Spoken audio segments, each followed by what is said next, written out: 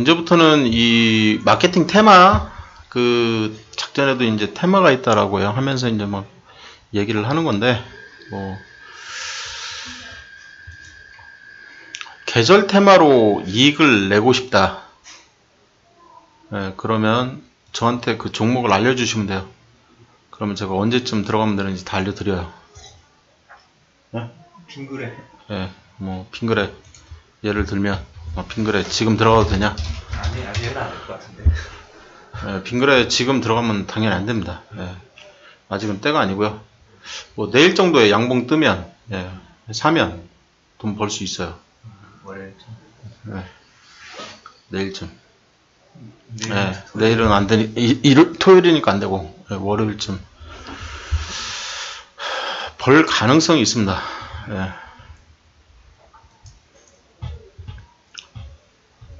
그 다음에,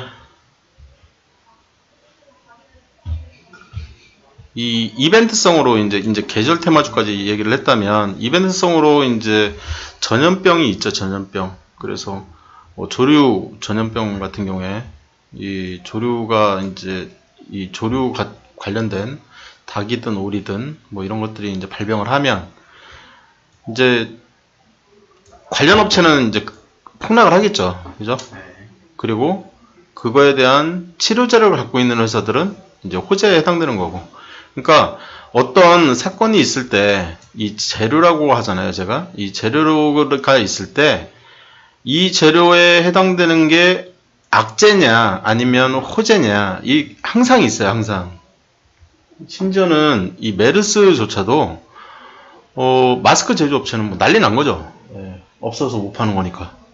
그리고 뭐 간호사복 만드는 회사라든지 아니면 의사복 만드는 회사는 몇 년 매출을 땡기는 거죠. 메르스 같은 게 턱 터지면 같은 옷을 두 번 못 입게 하니까 무조건 폐기 처분이거든요. 그러다 보니까 이제 난리 나는 거죠. 그래서 항상 어떤 사건에는 어떤 재료에는 호재와 악재가 있는 거예요. 어떤 사건에는 항상. 그거를 어떤 신문이나 뉴스를 봤을 때 호재와 악재가 어떻게 갈리는지 그래서 그쪽 두 종목을 양쪽 종목을 다 파악을 하고 그리고 그 종목들의 대장주를 찾는 연습을 하는 거죠. 대장주를 파악을 하려면 이 마니커가 취급하는 게 뭔지를 정확하게 아셔야 돼요. 동호가 취급하는 게 뭔지 정확하게 아셔야 되고 하림이 취급하는 게 뭔지를 정확하게 아셔야 대장주가 뭔지가 나오는 거예요. 이 디테일을 알아야. 이 유한양이 취급하는 게 뭔지 그 디테일을 알아야 얘가 대장주인지 종군당이 대장주인지를 파악할 수가 있는 거죠. 그거를 모르면 파악을 못하는 거죠. 그래서 시간이 많이 걸려요. 이 재료는. 그래서 저 같은 경우에도 이 재료 파악하는데 요즘에는 이제 많은 시간을 보내고 있는 거죠. 제 대상 종목에 해당되는 애들이 뭐 하는 회사인지 그런 거 파악하는 게 시간이 제일 오래 걸립니다. 그래서 기본적 분석이 시간이 제일 많이 걸릴 수밖에 없어요. 그게 내공인 거죠. 조류 인플루엔자가 발병을 딱 하면 이제 닭고기 대신에 생선이나 소고기나 돼지고기 이런 것들이 이제 막 뜰 테니까 수산 관련된 업체 또 수입육 관련된 업체 이런 애들이 이제 뜰 거라는 거죠. 구제역 소돼지, 양 등 발급이 2개인 동물의 전염병, 광우병 뭐 이런 거. 그러면 반대죠 이제. 닭고기가 이제 많이 팔리겠죠. 이제.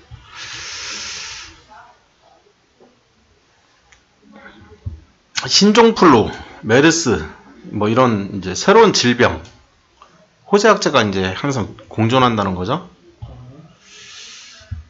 그래서 뭐가 뭐 하는 회사냐? 세정제 만드는 회사냐? 뭐 메르스 때 뭐 세정제 없었죠. 없어서 못 팔았으니까.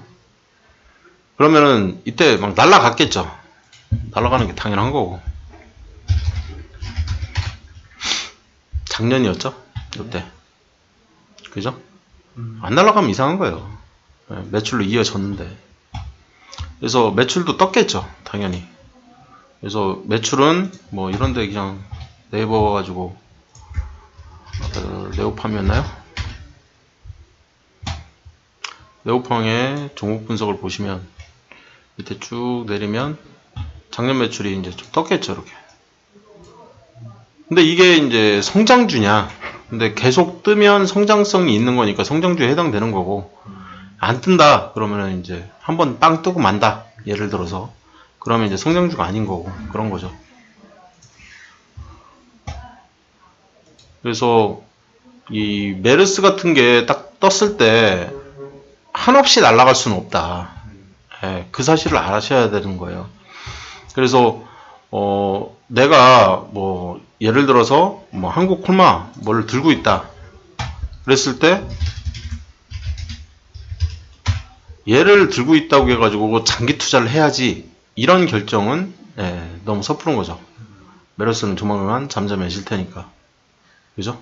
네.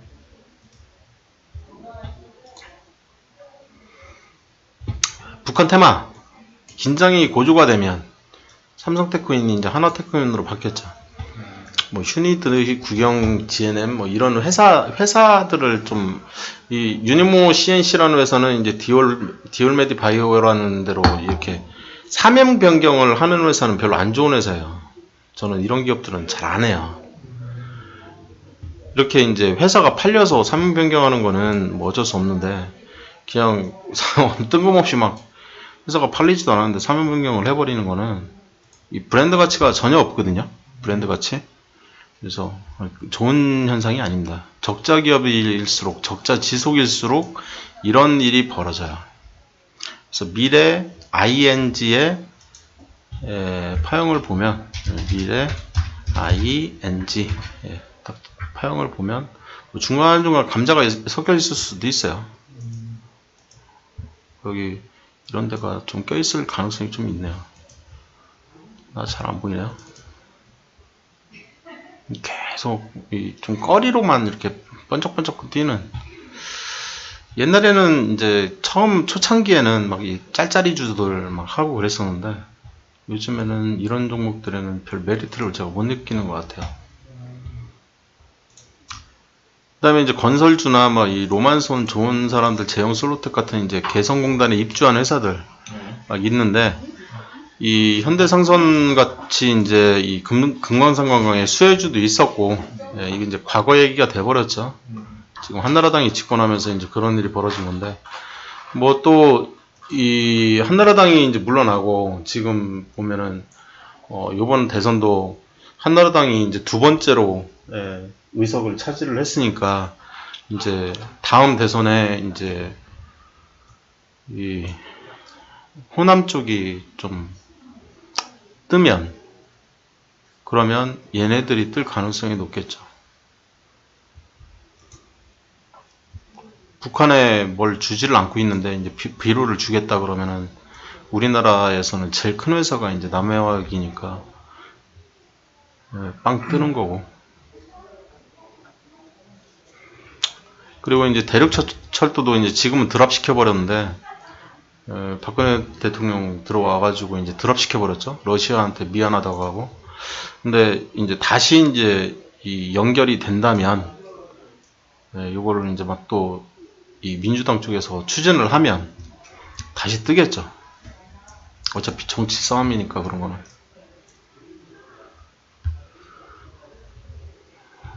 그 다음에 이제 재해나 이런 것들이 이제 일회성이라는 거죠. 대형 스포츠도 마찬가지고.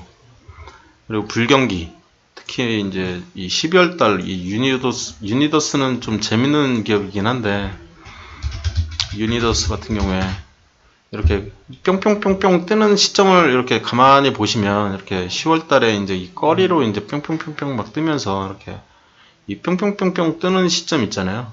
이 뿅뿅뿅뿅 뜨는 시점. 이런 시점들이 이제 이 그 테마가 막 일어나는 그런 시점이라고 생각을 하시면 되는데 되게 재밌는 기업이죠. 콘돔업체. 그리고 이제 게임 관련주라든지 가스 이런 것들이 있다. 그리고 이제 이 재료 중에 이 정책에 관련된 정부 정책이죠. 그리고 큰 이제 산업 변경이 일어날 때 이런 변화가 이제 큰 시세를 이렇게 만들어내는 경우가 있어요. 그래서 정부 정책이나 이 산업, 요즘에 이제 바이오 산업이죠. 바이오 산업 같은 경우에 워낙 많이 뜨고 있으니까 이 정부에서 정책적으로 막 밀어주고 그런 기업들에 이제 이 관심을 가질 필요가 있다는 거죠. 그래서 뭐 요즘에 이제 육아 관련해서 좀 문제가 많이 벌어지고 있는데 지원을 하다가 이제 지원을 끊어버리니까 코 묻은 돈 건넨다고 이제 좀 싸우고 있는 거죠. 그리고 이제 뭐 정부 정책과는 이제 좀 별개 얘기긴 한데 이제 미래 가능성인 거죠. 미래. 그래서 아이폰 같은 이제 스마트폰이 나오면서 그 테마가 이제 막 끼는 거죠. 그래서 이제 막 날아가기도 하고. 그러면 이익 실현을 어떻게 할 거냐? 뭐 짧게 먹고 나올 거냐? 아니면 크게 계속 장기간에 걸쳐서 먹고 나올 거냐?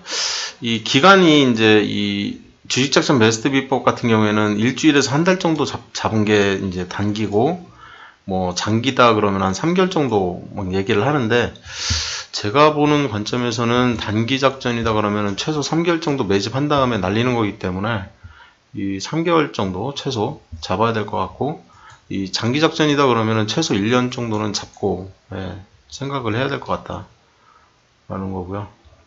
그리고 이제 팔고 나오는 방법에 따라서 뭐 이렇게 막 이 여러 가지가 있는데, 사실상 저 같은 경우에는 이제 워낙 저점에서 잡는 거에 초점을 맞추다 보니까 이 최고점 잡지는 못해요.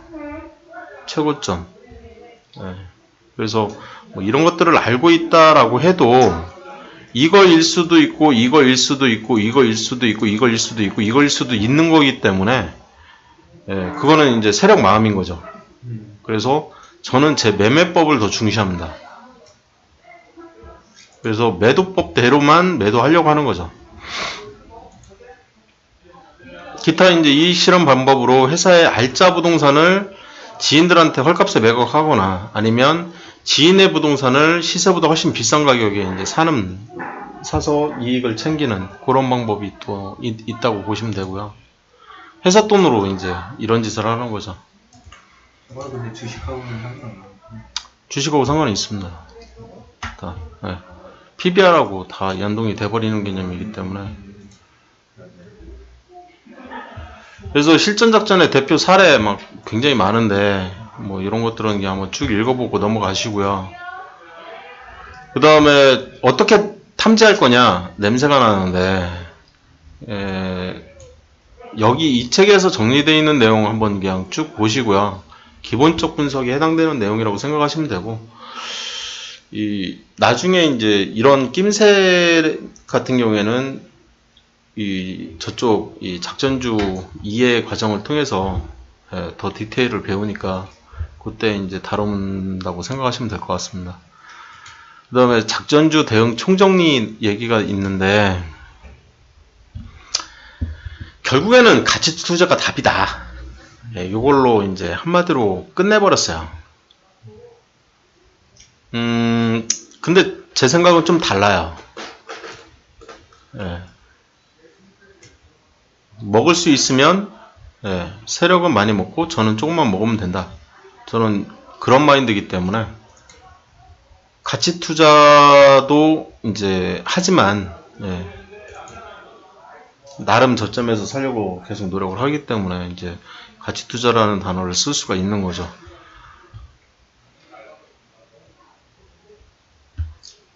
그래서 어떻게 이제 알 수 있냐?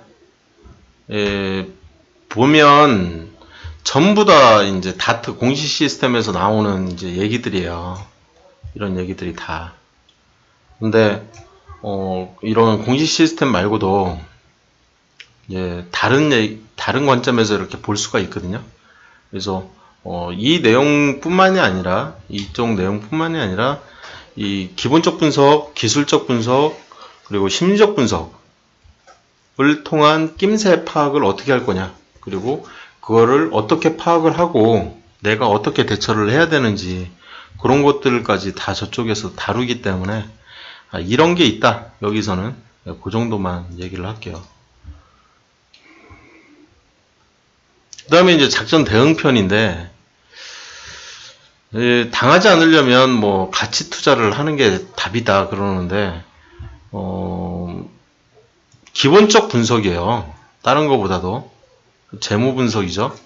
그리고 보고서를 통한 이제 회사가 뭐 하는 회사인지 재료 분석을 하고, 뭐를 팔아서 이 수익을 내는 회사인지 그런 것들을 좀 파악을 다 해놓은 다음에 저평가 구간에 들어오면 내가 이제 기준을 정하는 거죠. 저평가에 대한 기준, 그리고 우량주에 대한 기준을 스스로 만들어내는 거예요. 성장주에 대한 기준도 스스로 만들어내고요. 그런 다음에 이 저평가 우량주와 저평가 성장주를 믹스를 시키는 개념인 거예요. 그래서 그걸 잘 믹스를 시켜서 가치주라고 디파인을 하고, 그런데 그런 포인트에서만 매수를 하려고 하는 거죠. 계속. 그러면 올라가니까. 올라가면 팔면 되는 거고. 그래서 가치 투자는 어렵게 생각할 필요는 없는 것 같아요. 돈을 지속적으로, 지속이 굉장히 중요하고요. 그리고 계속 가능하면 엄청 많이, 가능하면 엄청 많이. 이 엄청 많이라는 거는 성장주인 거죠. 그죠? 그런 회사에 투자를 하면 주가는 오르게 돼 있으니까 당연한 얘기죠. 그래서 상식적으로 투자를 했으면 좋겠다. 그게 가치 투자라는 거죠. 그래서 작전에 대응하는 가장 손쉬운 방법은 그냥 가치 투자하면 된다는 얘기죠. 그래서 이렇게 해서 이 주식작전 베스트 비법을 끝냈고요. 다음 시간에는 아까 말씀드린 가치 투자 발굴 비법을 진행을 할게요. 이 가치 투자 발굴 비법. 상위 1% 투자 비법. 요걸 다루도록 하겠습니다.